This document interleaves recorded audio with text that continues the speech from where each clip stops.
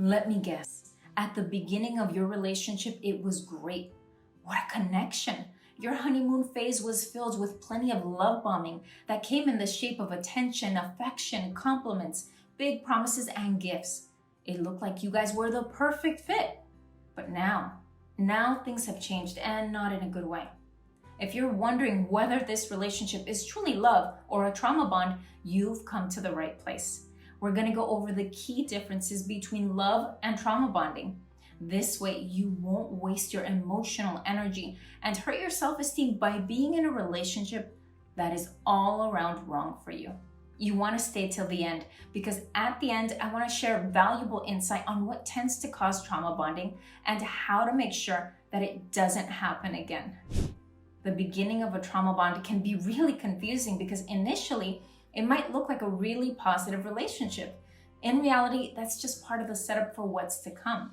You see, the first thing an abuser does is set themselves up as a positive in your life.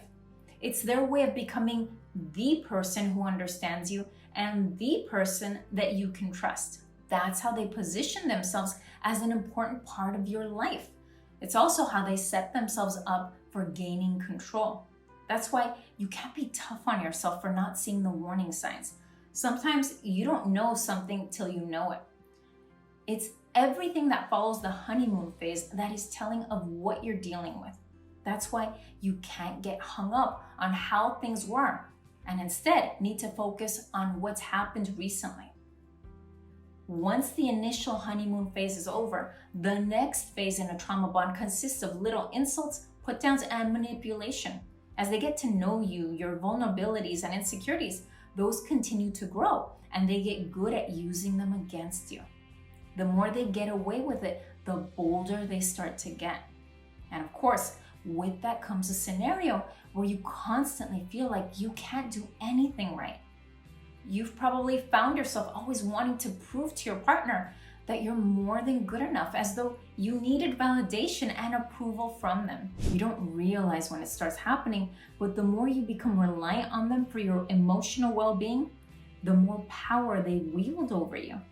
That reliance can be what keeps you in a totally unhealthy relationship. Does what I'm describing sound familiar to you? If so, feel free to share with us your experience in the comments area. What have you been experiencing? How has it been impacting you? Some of the abusive behaviors that you might experience may include using fear, shame, or embarrassment to continue controlling you and keep you from leaving, making threats, engaging in physical or sexual assault, exhibiting violent outbursts, using emotional manipulation, and destroying personal property. What's really crazy is that at times, they will blame you for their behaviors. They may even go as far as making you question yourself to where you start doubting what you're seeing and thinking. Even with some kind of combination of those elements at play, what can be further confusing is that the person can also show moments of kindness, so it's not so cut and dry. That kindness is usually not consistent, so you never know what's going to happen. Another thing about trauma bonds is that there will be time periods of reconciliation where everything is calm. That's usually short-lived and is only the beginning of more of the same. Those constant cycles can really wear you down. Let's now take a look at what love in a healthy relationship looks like. There's a strong emotional connection, and it's built on love, trust, and mutual understanding. You share feelings, dreams, and hopes with each other and are supportive of each other. And while expression of one's love and appreciation are there, they are not excessive. Individuality is respected. You both see each other as equals, and each person respects the other person's right to their own opinions, even if you don't agree. Nobody's trying to get the upper hand by trying to control or dominate you. That's because it's unnecessary in a healthy relationship. Even if you see things differently, your partner doesn't feel compelled to force you to think or do anything. Instead, there is mutual respect. Because of that, it's easier to resolve conflicts. Conflicts exist in every relationship here and there. In a healthy relationship, they exist without fear of retaliation or punishment, and they don't escalate. Love creates stability and security. Trauma bonds do the opposite. Now that you know the difference between love and a trauma bond, if you realize that this is a trauma bond, the big question is, why am I in this kind of relationship? There are several reasons why people might get into a trauma bond. Trauma is usually the culprit. One reason is that shared trauma can create a sense of intimacy and emotional connection that is difficult to replicate in other types of relationships. Especially if you've experienced toxic relationships, you may find yourself drawn to those kind of intense emotions and experiences because you're more familiar or comfortable with them.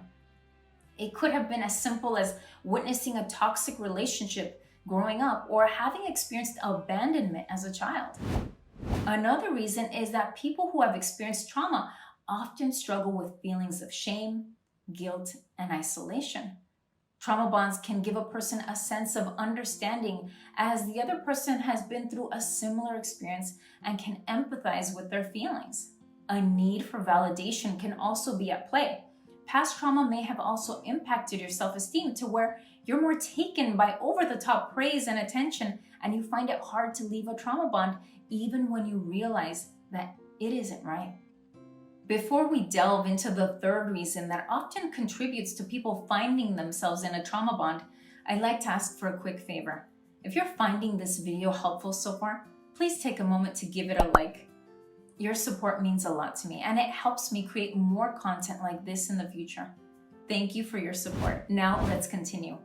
One crucial observation I've made is that individuals who have experienced trauma often struggle with setting boundaries and asserting themselves in relationships. This difficulty with boundaries can make them more susceptible to entering in unhealthy or even abusive relationships. It also makes it harder to recognize warning signs or red flags. That's because you have a higher threshold for BS. That can make it easier for a partner to manipulate or control you by recreating scenarios that are very similar to what you experienced in the past.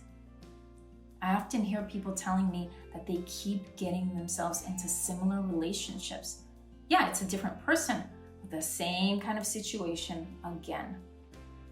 Now that you have a better understanding of what trauma bonds are and how they tend to develop, I encourage you to subscribe to my YouTube channel for more insightful videos just like this one.